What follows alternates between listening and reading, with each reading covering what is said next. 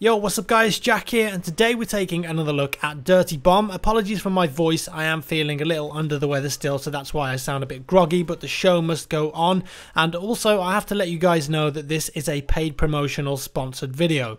So updates for Dirty Bomb have come pretty regularly lately, and as well as some general improvements to the game, we have a new merc to get our hands on called Phoenix. Now Phoenix is a disgraced Spanish doctor who's been banished by the medical community for breach of ethical practices. That's some serious backstory for you there, and all you need to know is that he shoots stuff, and he also says humorous things whilst he's doing it, and of course he can heal both himself and teammates around him with some cool new gadgets. Firstly, he has a healing pulse. They are experimental nanites that spread healing to nearby teammates as well as healing himself. If you press it once, it will do a fast pulse and give health to you or anyone around you, and it will then have a 5-second cooldown. However, if you hold down Q for longer, it's going to charge the ability and restore more health, but at the cost of a higher cooldown of around 20 seconds. And this means that it's very adaptable, because if you want to, you can pop off a quick heal for yourself or teammates when in the thick of it, or you can charge it properly if you know that you've got some space and no enemies around. He also has a beautiful pair of defibrillators that he can use to revive fallen teammates, just like the other medics can. The longer you hold down the defib charge, the more health the teammate will be revived with. A good tactic if you're in a jam is to do a really fast revive, which won't give much health to your teammate, but what you can do is pop a healing pulse just after you revive them to give a health boost. Obviously though, in an ideal world, you want to charge the revive for as long as possible so that you can get the most health out of it, but it's a good way to get your teammate up with some health when you aren't able to fully charge it. Alongside this, we now have a new XP reward system called Health Insurance, which applies to medics. After you revive a fallen teammate, you'll get an XP bonus for 10 seconds based on the XP your teammate earns during that time. So once you've revived them, if they get a few kills straight after in the first 10 seconds, you're going to get a nice XP reward called Health Insurance. It's a nice little touch and a cool way of encouraging and rewarding the medics for doing their jobs. But hold on a second, that's not all Phoenix does though. Oh no, he's got one more trick up his sleeve, and it's a good one. Those pesky nanites are going to be working overtime. He has the ability to self-revive.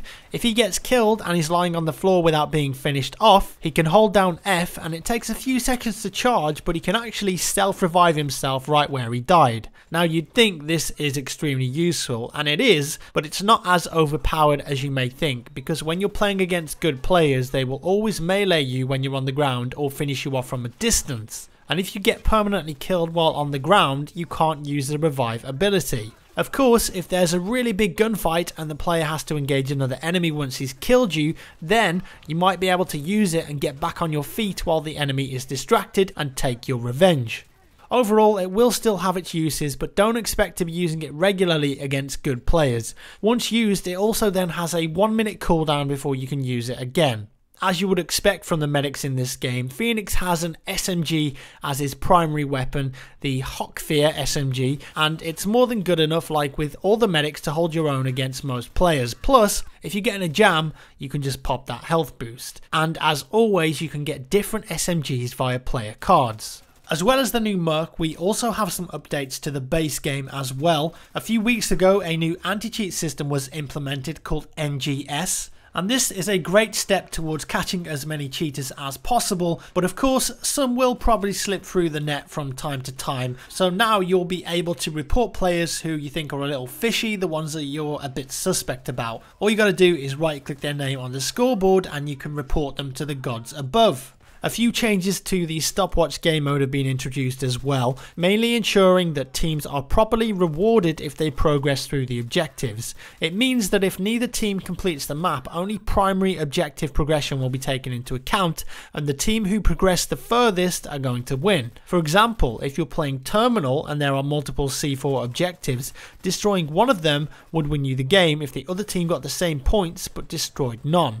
There is now also an alpha private match system, which is pretty awesome. So you can create a private match, invite friends, select the map and game mode, and just go ham. Of course, XP is turned off as you would expect, and it's in a really early stage, so it will be getting looked at and improved as time goes on. But for the competitive scene, it's a really great, important feature to have. And if you do play a private match, you can also try the new friendly fire system that's being tested. It basically means that you will take team damage from pretty much any source, including orbital strikes or airstrikes, so you've really got to be careful with where you're placing them and if there are teammates around. Have you been playing a lot of CSGO lately? Do you jump into Dirty Bomb and hit that inspect button and then remember that you aren't actually playing CSGO and it doesn't work? Well, fear not any longer, because Dirty Bomb have added an inspect weapon button just like in CSGO. Hit it and your weapon will move to the side so you can properly check out that paint job. It's a cool little feature that I expect a lot of FPS games with skins will start to adopt.